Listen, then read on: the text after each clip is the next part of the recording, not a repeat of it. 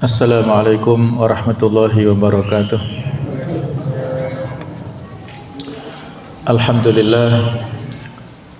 Alhamdulillahilladzi hadana li hadza wa ma kunna linahtadiya laula an hadanallah. Asyhadu an la ilaha illallah wahdahu la syarikalah wa asyhadu anna Muhammadan abduhu wa rasuluh la nabiyya ba'dah. Allahumma salli wa sallim ala habibina wa qudwatina wa maulana Muhammad wa ala alihi wa ashabihi wa man sara ala nahjihi wa ta'bi ta'watihi ila yaumil qiyamah. Allahumma inna nas'aluka ilman nafi'a wa na'udzubika min ilmin la yanfa'. Subhanaka la ilma lana illa ma 'allamtana innaka antal alimul hakim wa tub 'alaina innaka antat tawwabur rahim. Rabbi shrah li sadri wa yassir li amri wahlul 'uqdatam min lisani yafqahu qawli, amma ba'd. Hadirin hadirat para jamaah, para bapak ibu rahimakumullah. Kita akan melanjutkan pembahasan tafsir dari kitab Tafsir Al-Munir karangan Profesor Dr. Wahab As-Suhaili. Alhamdulillah kita telah menyelesaikan tafsir surah Ali Imran yang kalau saya lihat di channel ya, biasanya saya rekam dan saya upload di channel YouTube Inhana TV ya, barangkali panjenengan menginginkan untuk melihat ulang materi-materi yang sudah kita sampaikan ya, bisa dilihat kembali di channel Inhana TV ya, channel kami. Kalau saya lihat untuk surah Ali Imran ini kita mulai pada tanggal 7 Agustus 2022 yang lalu ya. Jadi alhamdulillah bisa kita selesaikan penuh ya surah Ali Imran. Mungkin saya ingat saya ada satu atau dua paragraf yang kita loncati ya karena pengulangan pembahasan. Nah, sekarang kita akan masuk pada tafsir surah An-Nisa ya. Kita akan menyampaikan tentang pengantar dulu ya. Hadirin sekalian, tentang penamaan surah ini ya. Dinamakan surah An-Nisa karena banyak membahas tentang hukum-hukum Islam terkait perempuan. Ini lebih banyak daripada surah lainnya. Imam As-Sabuni dalam kitab Safwatut Tafasir menuliskan bahwa surat ini disebut sebagai surah An-Nisa Al-Kubra pada pembukaan surah At-Tolaq yang sering disebut sebagai surah An-Nisa As-Sughra yang memuat penjelasan tentang perempuan meski tidak sebanyak surah An-Nisa. Ini merupakan penamaan yang relatif baru ya. Imam As-Sabuni adalah termasuk ulama yang kontemporer yang baru. Jadi ada istilah dari beliau, surah ini An-Nisa Al-Kubra dan surah At-Tolaq An-Nisa As-Sughra. Al-Kubra artinya besar, As-Sughra kecil ya. Karena pembahasan tentang masalah nisa, perempuan di dalam surah ini lebih banyak. Yang kalau kita lihat di dalam mushaf Al-Quran ya, kata nisa itu diulang di 42 ayat di dalam Al-Quranul Karim. Sedangkan di satu surat ini saja, di surah An-Nisa ini, kata nisa itu disebutkan sebanyak 16 kali. Jadi dari 16 dari 42 ya, berarti ya banyak lah ya, sehingga disebut An-Nisa As-Sughra Al-Kubra tadi ya. Kemudian menurut Ibnu Ashur dalam kitab Tahrir wa Tanwir, surah ini dinamakan surah An-Nisa sebab pada awal dan akhir surah menjelaskan tentang perkara terkait perempuan, yaitu haid. Selain itu juga memuat banyak hukum Islam yang menjelaskan perempuan baik sebagai istri ataupun anak. Jadi kalau di awal surah, ya ayyuhan nasu taqu rabbakum alladzi khalaqakum min nafsin wahidah wa khalaqa minha zawjaha wa batha minhuma rijalan katsiran wa nisaa. Al-ayah ya. Ada kata-kata wa nisaa di situ ya. Dan memang penamaan surah-surah dalam Al-Qur'an itu banyak yang diambil dari kata yang terdapat di ayat-ayat pertama ya, termasuk surah An-Nisa ini ada kata-kata nisaa pada ayat pertama. Surah ini terdiri dari 176 ayat dan surah An-Nisa adalah surah Al-Quran yang urutan keempat ya, walaupun dari sisi sejarah turunnya ya tidak di urutan keempat ya, karena nanti akan kita lihat bahwasanya surah An-Nisa ini termasuk di antara surah Madaniyah yang ada pada periode Madinah. Ibnu Ashur menjelaskan bahwa surah An-Nisa ini merupakan surah Madaniyah atau surah yang diturunkan setelah Nabi Muhammad SAW hijrah ke Madinah.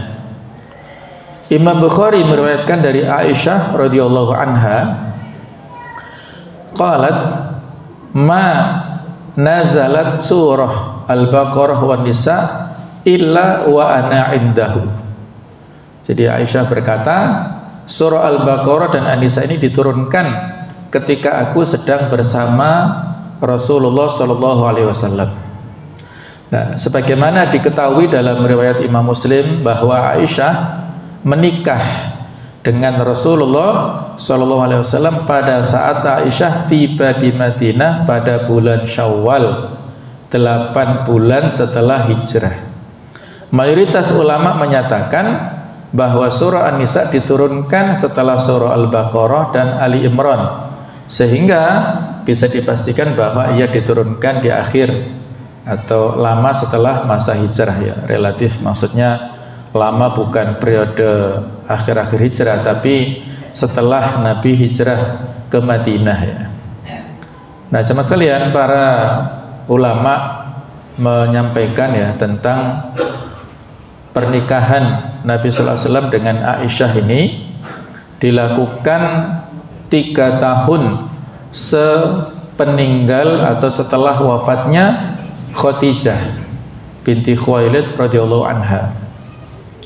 Dan pernikahan Nabi bersama dengan Aisyah dan juga dengan para istri yang lainnya itu berdasarkan petunjuk dari Allah Subhanahu wa taala.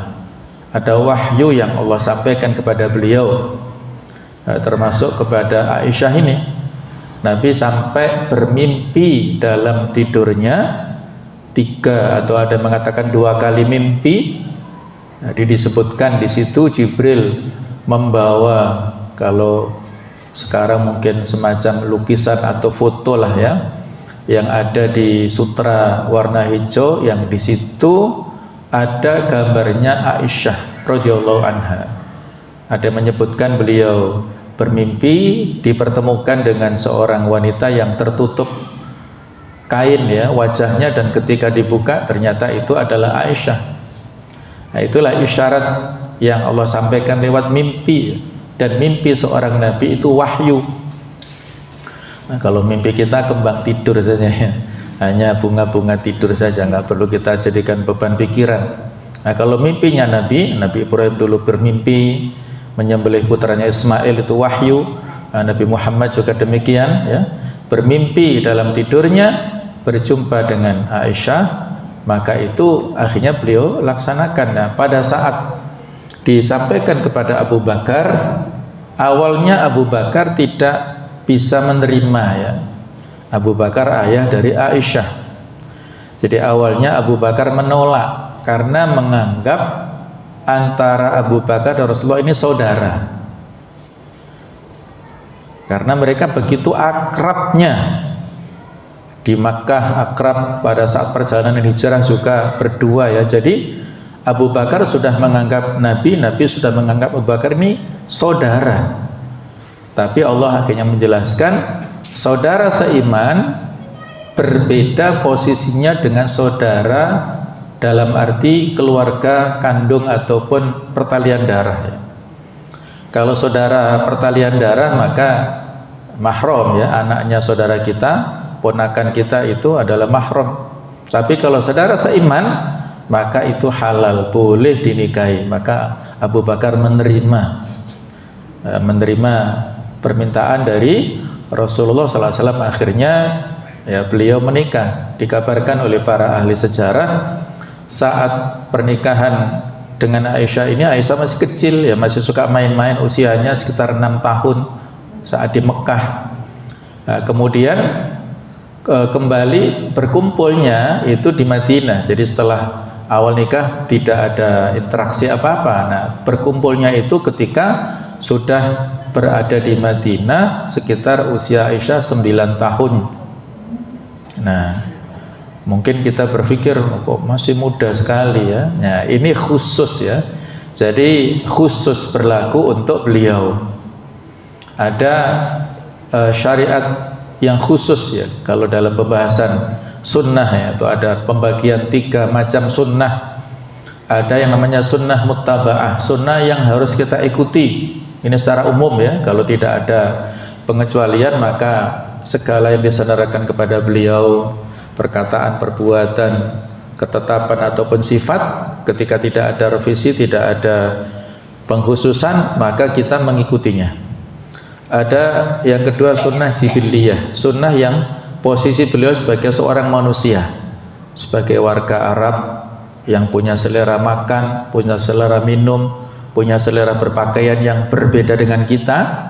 Itu dari sisi kemanusiaan, boleh kita ikuti, juga boleh tidak. Tapi kalau kita ikuti dengan alasan mahabbah, cinta, maka itu kita mendapat pahala. Yang ketiga adalah sunnah mukhtassah, sunnah yang khusus ya, sunnah yang khusus untuk beliau, tidak boleh diikuti oleh kita sebagai umatnya. Nah, karena beliau punya misi khusus yang berbeda dengan kita. Di antaranya beliau yang ta'addud atau poligami lebih dari 4 ya. Kalau kita umatnya 4 saja, kalau beliau punya kekhususan. Nah, termasuk di sini beliau diberikan perintah untuk menikah dengan Aisyah yang usianya relatif sangat muda. Karena ada misi khusus. Apa misi khusus ini? Misinya adalah Aisyah ini perempuan yang cerdas ya. Akalnya melebihi dari perempuan lainnya. Kalau dikumpulkan otak atau akal seluruh istri Rasulullah dengan Aisyah masih kalah timbangan atau kecerdasannya. Beliau ahli dalam bidang tafsir, fikih, dalam bidang fatwa, dalam bidang ulum diniyah yang lainnya. Nah, Aisyah ini karena di usia yang sangat muda itulah dinikahi oleh Rasulullah. Jadi pada saat akad awal itu bulan Syawal, kemudian pernikahan beliau saat kumpulnya di Madinah itu juga bulan Syawal. Nah, ketika berinteraksi dengan Nabi, beliau kan selalu ya menyertai beliau ya dalam segala hal, segala aktivitas, sehingga direkamlah apa yang disampaikan atau yang dilakukan, ditetapkan oleh Rasulullah. Sehingga Aisyah ini termasuk di antara para sahabat yang paling banyak meriwayatkan hadis. Kalau diurut ya, urutan pertama yang paling banyak perawi hadis itu adalah Abu Hurairah. Beliau walaupun masuk Islamnya agak terlambat ya, sekitar tahun 7 Hijriah, tapi begitu tekunnya dengan penulisan hadis, maka ada 5.374 hadis yang diceritakan oleh Abu Hurairah ini. Jadi top skor ya dalam hal periwayatan hadis. Kemudian pada ranking kedua yaitu Abdullah bin Umar. Abdullah bin Umar ini termasuk ya sahabat yang kedua yang menceritakan hadis sebanyak 2.630. Kemudian yang ketiga Anas bin Malik. Anas ini sejak Nabi datang ke Madinah, ibunya sudah mewakafkan Anas kepada Rasulullah. Rasulullah, ini anak saya, silakan Anda jadikan sebagai khotim pembantu di sini. Jadi Anas membantu Rasulullah selama 10 tahun ya. Jadi selama itu pula Anas bin Malik merekam apa yang disampaikan Rasulullah, dan ada hadis yang sangat banyak, 2.286 hadis diceritakan oleh Anas bin Malik. Nah, sementara Aisyah ini ranking keempat. Beliau menceritakan 2210 hadis. Sangat banyak ya. Sangat banyak, sehingga ketika sepeninggal Rasulullah ya, beliau sebagai ummul mukminin ya. Kenapa dikatakan ummul mukminin? Setiap istri Nabi disebut ummul mukminin, kalau jamaknya ummahatul mukminin. Itu karena beliau posisinya adalah sebagai ibu kita, ibu kaum muslimin.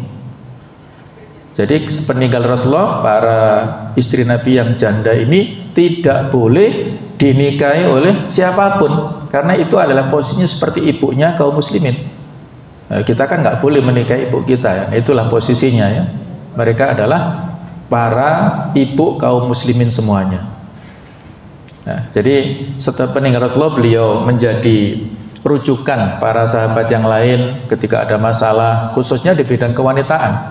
Karena masalah-masalah wanita, masalah-masalah khusus, ketika bertanya kepada ulama yang para sahabat laki-laki akan mungkin malu ya, maka para sahabiat bertanya pada Aisyah.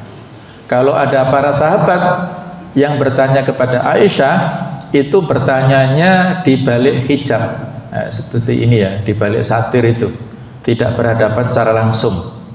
Nah, mereka bertanya banyak hal kepada Aisyah, dan beliau sangat cerdas, ingatannya sangat kuat. Jadi cukup lama. Aisyah ini meninggalnya pada tahun 58 Hijriah di bulan Ramadan tanggal 17.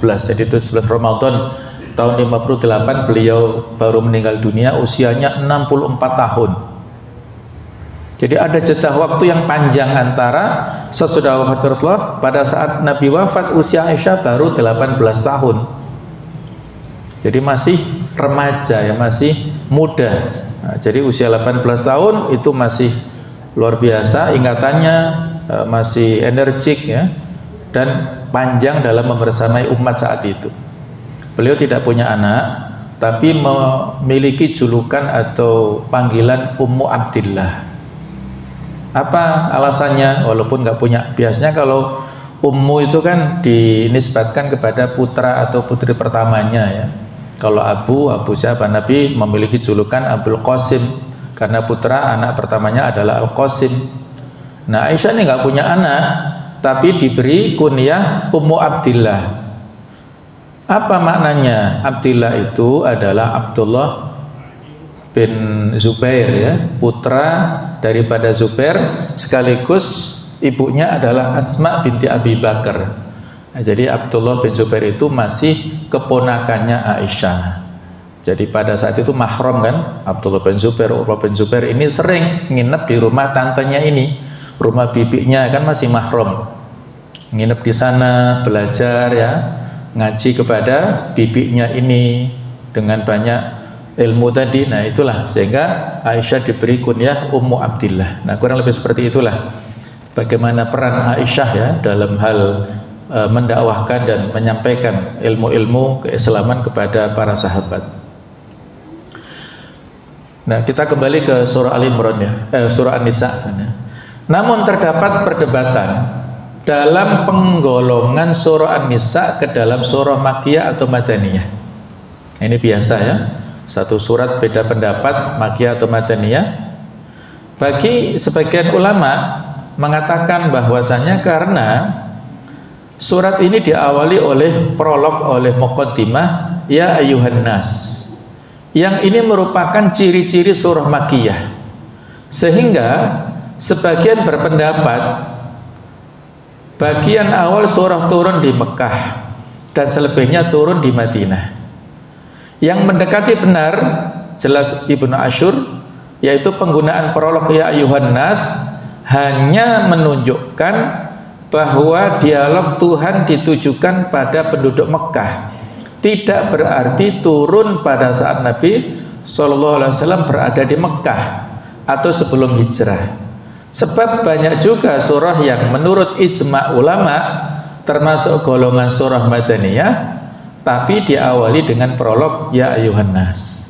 Nah, jadi tidak menjadi persoalan ya.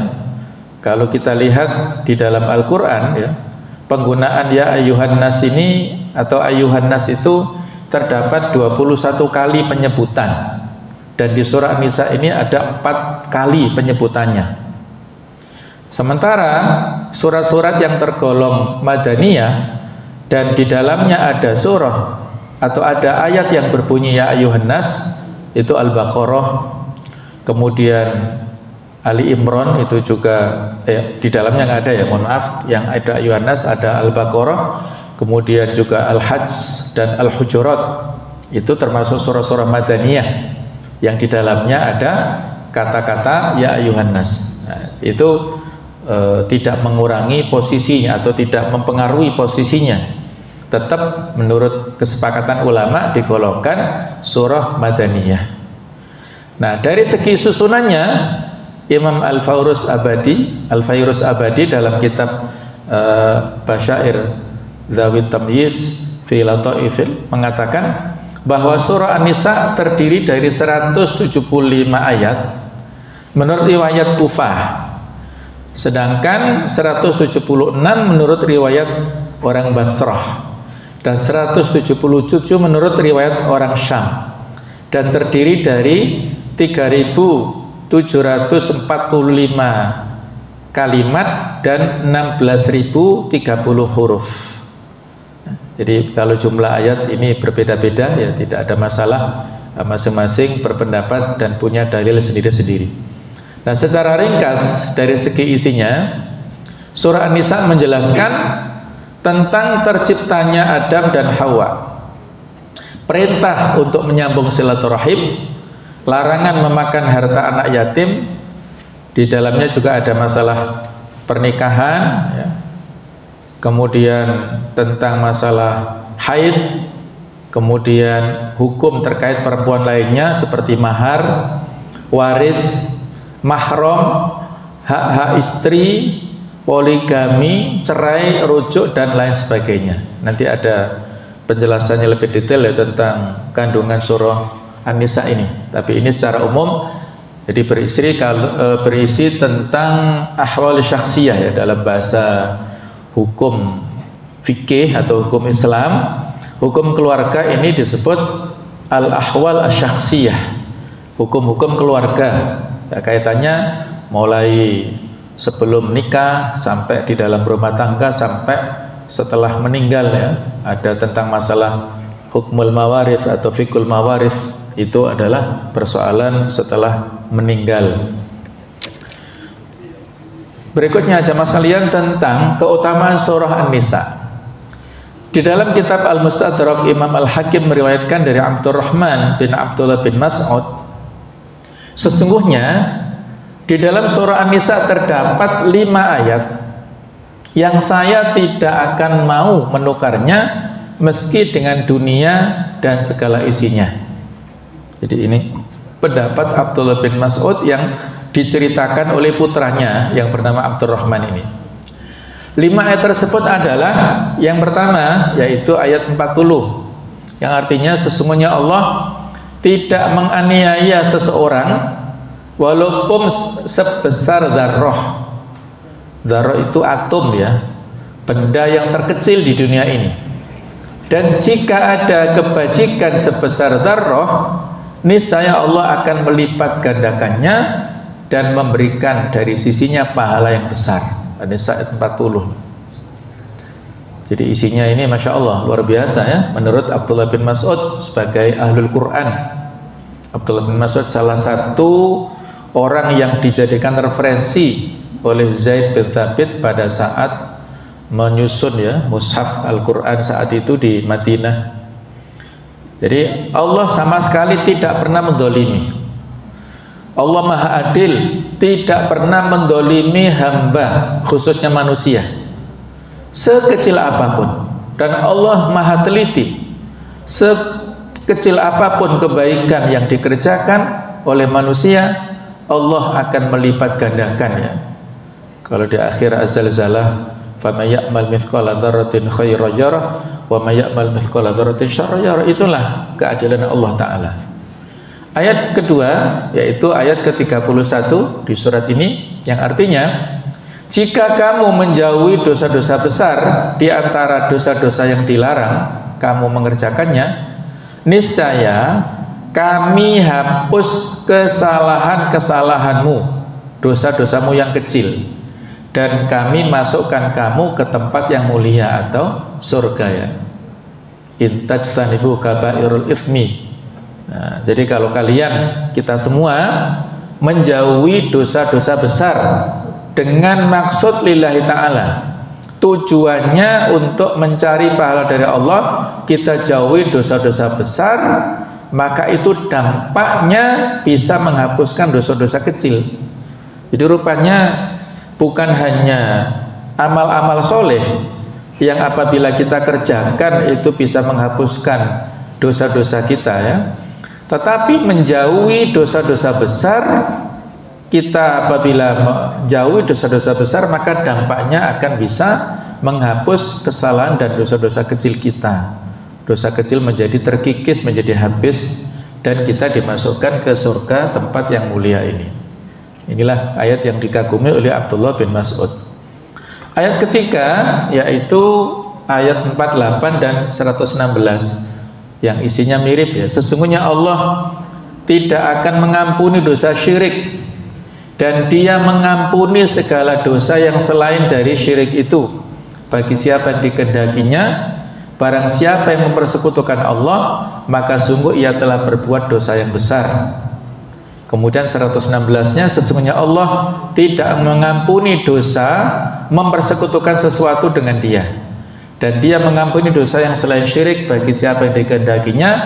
Barang siapa yang mempersekutukan sesuatu dengan Allah, maka sesungguhnya ia telah terseret sejauh-jauhnya ya. Jadi dosa syirik ini dosa yang paling berat. Inna syirka ladzulmun adzim. Syirik itu kezaliman yang paling besar. Maka kalau orang berbuat syirik tidak bertaubat sampai akhir hayatnya, itulah yang dimaksud dengan tidak ada peluang ampunan dari Allah di akhirat nanti. Dia tidak mendapatkan syafaat di akhirat karena dia tidak bertaubat dari dosa syiriknya. Sedangkan kalau ada orang yang berbuat syirik di dunia, kemudian dia insaf dan bertaubat dari perbuatan syiriknya, dia menyesali, mengakui kesalahannya dan berjanji tidak mengulang lagi, maka dia diampuni, tetap ada peluang ampunan ya. Innallaha yaghfiru dzunuba jami'an. Allah Maha Pengampun atas dosa-dosa kita semuanya.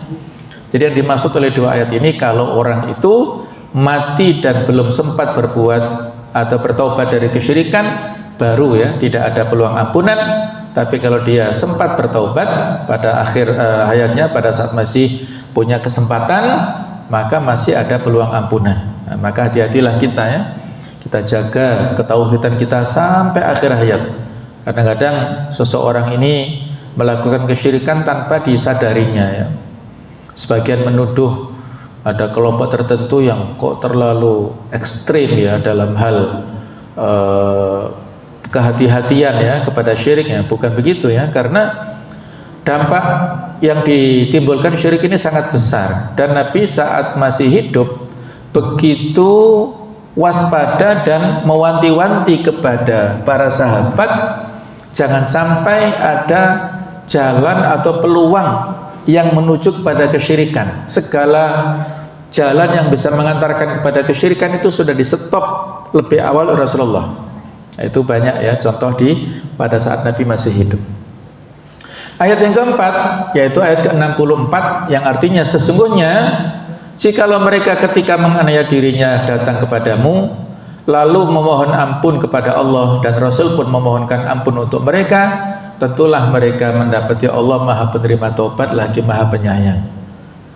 Jadi sebanyak apapun dosa yang kita lakukan, kalau beristighfar, kita bertaubat, minta maaf kepada sesama, maka tidak ada yang mustahil ya, semua insya Allah akan ada peluang ampunan.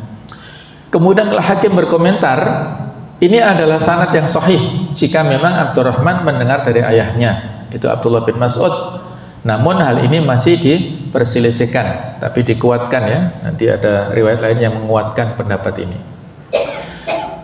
Yaitu ini, suatu ketika Rasul meminta Abdullah bin Mas'ud membacakan Al-Quran, lalu sahabat itu membacakan surat An-Nisa, lalu ketika beliau sampai ayat 41, Rasul menyuruhnya berhenti. Sahabat itu menengok dan mendapati kedua mata Rasulullah berlinang air mata. Terharu ya dengan ayat tersebut.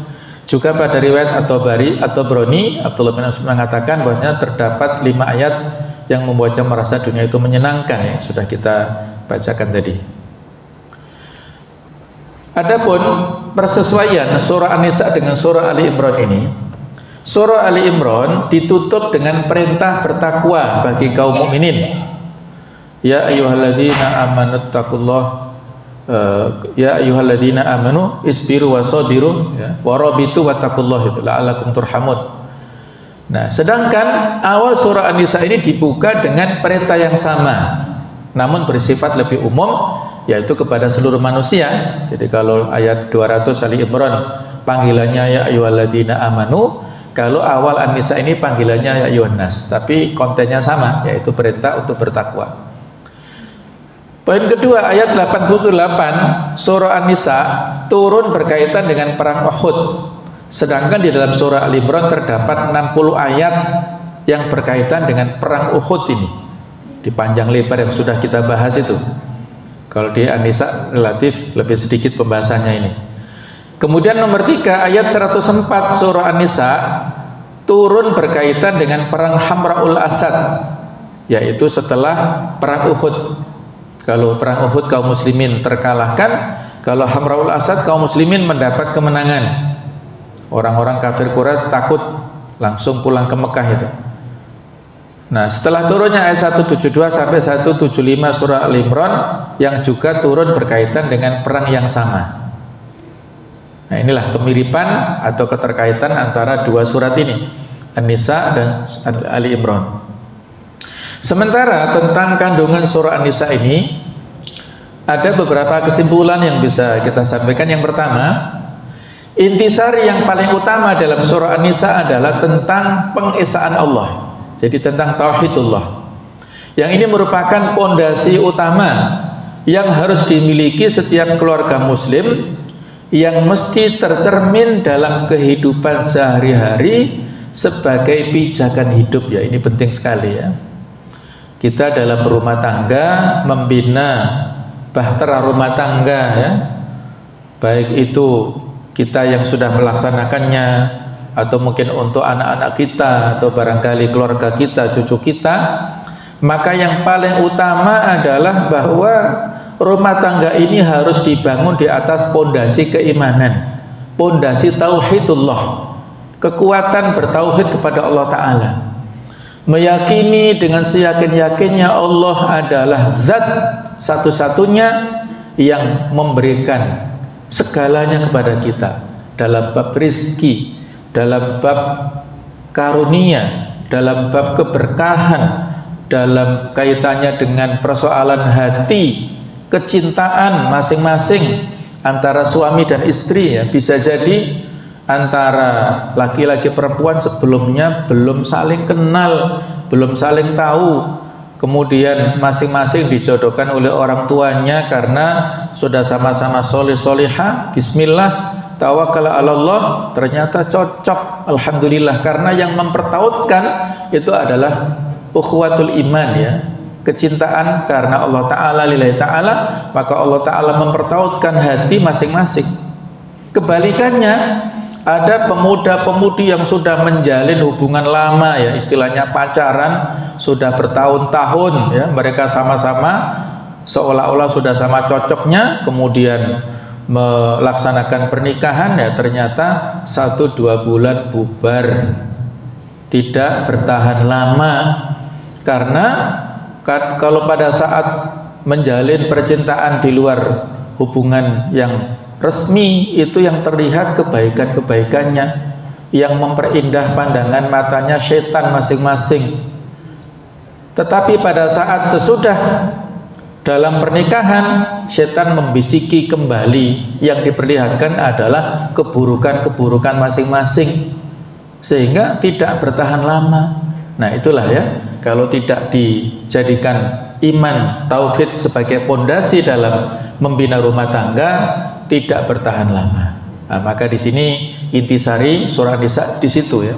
Yang kedua, surah An-Nisa banyak membicarakan tentang bagaimana membangun keluarga yang benar sebagai pondasi utama membangun masyarakat yang bertakwa. Sebab keluarga merupakan poin penting dalam menciptakan masyarakat yang sehat secara rohaniah. Kita mengharap bangsa dan negara kita ini disebut baldatun thayyibatun wa rabbun ghafur. Apa syarat untuk mencapai tujuan yang mulia itu? Syaratnya kembali kepada individu-individu yang ada di bangsa dan negara ini. Kalau individu-individunya baik, pribadi-pribadinya baik, berkumpul dalam rumah tangga yang baik, maka insya Allah yang namanya kemakmuran, kesejahteraan yang bersifat kolektif itu mudah untuk Allah Ta'ala berikan. Allah akan memberikan keberkahan kepada bangsa yang terdiri dari personil-personil yang bertakwa, yang beriman ini. Dan itu bibit-bibitnya ada di keluarga kita masing-masing. Tapi kalau keluarga tidak bisa menanamkan nilai-nilai yang baik, maka keroposlah kekuatan daripada bangsa dan negara ini. Suami, kepala keluarga tidak amanah, dia tidak memiliki sifat yang bisa dipercaya ya, dia banyak melakukan pelanggaran. Istri juga demikian, anak-anaknya tidak bisa diatur, misalnya hidup foya-foya selalu dalam kemanjaan dari orang tuanya, sehingga tidak bisa survive dalam kondisi-kondisi tertentu, gampang stres, gampang putus asa, sehingga yang terjadi banyak sekali ini praktek bunuh diri ya pada kalangan remaja ini, karena mereka tidak dilatih survive ya. Jadi ini juga pelajaran ya. Semapan apapun kondisi kita, sebanyak apapun ya finansial yang kita dapatkan, mari kita kondisikan anak-anak kita itu dalam kondisi prihatin, mawas diri dan qanaah. Kalau terus mereka dalam kondisi yang serba ada, serba berkecukupan, maka saat tertentu ketika mereka menghadapi masalah, mereka nggak punya jiwa kemandirian, gampang stres, gampang putus asa, dan larinya ya bunuh diri itu. Nah, ini kembali ke orang tua ya, dalam hal parenting tarbiyatul aulad. Inilah yang diajarkan di surah An-Nisa ini. Kita dianjurkan untuk membangun pondasi masyarakat terkecil kita. Miniatur masyarakat adalah keluarga kita itu dengan pondasi ruhaniah, kondisi atau pondasi kejiwaan, kondisi keimanan ya, pondasi keimanan. Yang ketiga, menjelaskan tentang pentingnya membentuk negara di atas pondasi yang kuat dengan jalan menegakkan sifat amanah dan adil sejak dari lingkup keluarga, yaitu dengan berlaku adil dan bijak dalam mengambil keputusan berdasarkan yang diajarkan dalam syariat Islam sebagaimana dalam ayat ke-65 ya. Nanti bisa kita baca, kita tadaburi, kita hayati saat kita lewati tafsir ayat tersebut ya. Jadi kekuatan bangsa dan negara kita ditentukan oleh kekuatan keluarga. Kekuatan keluarga ditentukan oleh kekuatan personel-personelnya. Dan kekuatan personel ini adalah tanggung jawab kepala keluarga sebagai ya pimpinan tertinggi di keluarga. Ku anfusakum wa ahlikum nara, itu terus-menerus berlaku ya, bukan hanya di awal-awal, tapi di dalam perjalanan rumah tangga ini terus berlaku tanggung jawab kepada kepala keluarga ini. Yang keempat, bertujuan agar para perempuan muda berhati-hati agar tidak tergoda sesuatu pergaulan yang dapat merusak. Nah, jadi ini penting sekali ya, Masya Allah. Di antara persoalan anak-anak muda sekarang ini persoalan penampilan. Bukan hanya yang awam ya, kalau jelas yang awam ya, mereka membuka auratnya, mempertontonkan keindahan tubuhnya kepada laki-laki yang bukan mahramnya, itu sudah biasa. Tetapi yang menjadi PR kita juga anak-anak kita yang sudah paham ya dengan persoalan hijab, persoalan menutup aurat ini juga dipahamkan Jangan sampai karena budaya tren atau budaya modernisasi sehingga ya masih menampakkan ya berjilbab, menutup hijab ataupun menutup rambutnya, menutup tubuhnya, tapi masih menampakkan lekuk-lekuk tubuhnya. Nah, jadi itu yang perlu untuk diberikan pemahaman kepada anak-anak kita, terutama generasi muda ini. Mereka suka glamor ataupun suka menonjolkan dalam hal penampilan ya. Silakan, Islam juga tidak menafikan keindahan. Innallaha jamil yuhibbul jamal. Sesungguhnya Allah itu maha indah, suka dengan keindahan. Tapi keindahan ini harus ditempatkan pada tempatnya ya. Keindahan untuk siapa harus jelas. Kadang-kadang mohon maaf para ibu ya, wanita pada saat penampilan di luar ya, ketika mau dilihat oleh orang banyak, perhiasan ataupun tampilannya luar biasa, tapi ketika dilihat suaminya, anak-anaknya, ini kebalikannya, hanya pakai daster saja ya, seadanya, dengan bau yang seperti itu ya, tanpa ada minyak wangi misalnya. Ini kan kebalik ya, yang justru menikmati keindahan orang luar, yang dalam rumah malah menikmati sisa-sisa ya kekurangannya ya. Itu yang harus diwaspadai. Yang kelima, bertujuan untuk memperingatkan kepada para orang yang beriman agar tidak meremehkan hal yang menjadi hak para perempuan dan anak-anak yatim, baik perempuan laki-laki atau baik perempuan atau laki-laki. Juga agar berhati-hati untuk tidak menyalahgunakan harta umat dengan batil, dan agar berlaku adil terhadap semua sesama manusia ya. Jadi kita yang dititipi amanah dimanapun kita berada, apakah kita di takmir masjid, apakah kita sebagai pejabat RT, pejabat RW sampai pejabat negara, maka harus menjaga titipan, tidak boleh meremehkan hal-hal yang menjadi amanah kita masing-masing ini. Yang keenam, menjelaskan bahwasanya syariat yang ditetapkan oleh Allah bukan bermaksud untuk mempersulit umatnya, akan tetapi tujuannya adalah untuk menetapkan hidup yang lebih baik dan benar. Nah, sebenarnya syariat tersebut lebih diringankan dari syariat umat terdahulu. Kalau umatnya Nabi Musa, ketika bertaubat, faqtulu anfusakum fataba alaikum, harus bunuh diri dulu, baru Allah menerima taubatnya. Tapi kita nggak perlu bunuh diri, tobat dengan 3 persyaratan itu. Kalau pada zaman dahulu, pada zaman Nabi Musa, ketika mendapatkan harta rampasan perang, harus dibakar, dimusnahkan. Kalau syariat kita umat Nabi Muhammad, nikmat ini bisa kita nikmati, dan lain-lainnya. Jadi kita jauh lebih mudah daripada umat-umat terdahulu. Yang ketujuh, surat ini menyoroti pentingnya tujuan jihad fisabilillah dengan mempertahankan unsur-unsur agama di satu sisi, dan menyampaikan ajaran bagi manusia seluruhnya di sisi lainnya. Jadi jihad dengan makna yang komprehensif ya, baik itu jihad bil anfus ya dengan jiwa, kemudian jihad bil mal dengan harta, jihad bil ta'lim ya dengan pengajaran, jihad dalam bentuk jihad siasi dalam bidang politik pemerintahan, dan lain-lainnya ya. Jadi makna jihad itu umum, luas sekali. Yang kedelapan, surat ini dimaksudkan agar seluruh umat manusia memperbaiki iman kepada Allah dan menyelamatkan mereka dari setiap penyimpangan yang melampaui batas dan kelalaian, yaitu dengan menjelaskan kebenaran tentang Isa putra Maryam, bahwa ia adalah hamba Allah dan utusannya yang diutus kepada kaumnya untuk membatalkan doktrin Trinitarianisme dan membuktikan keesaan Allah. Jadi memurnikan tauhid kembali dan menolak paham-paham yang bertentangan dengan tauhid ini. Yang kesembilan, menjelaskan bahwa keselamatan di akhirat kelak tergantung dengan iman dan amal soleh, bukan dengan angan-angan dan nasab. Nanti di akhirat kita berpikir untuk pribadi-pribadi kita, kecuali kalau sudah masing-masing masuk surga, ada yang masuk neraka, maka yang masuk surga bisa memberi syafaat untuk teman-temannya yang sudah masuk neraka. Nah, kita kan nggak ingin masuk neraka dulu ya, kita ingin lebih awal atau langsung masuk surga. Nah, maka dengan amal-amal kita di dunia.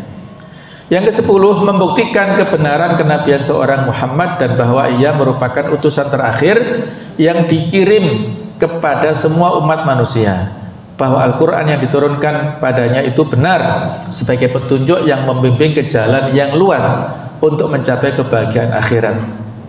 Wa marsalnaka illa rahmatan lil alamin. Nabi Muhammad diutus sebagai rahmat seluruh alam.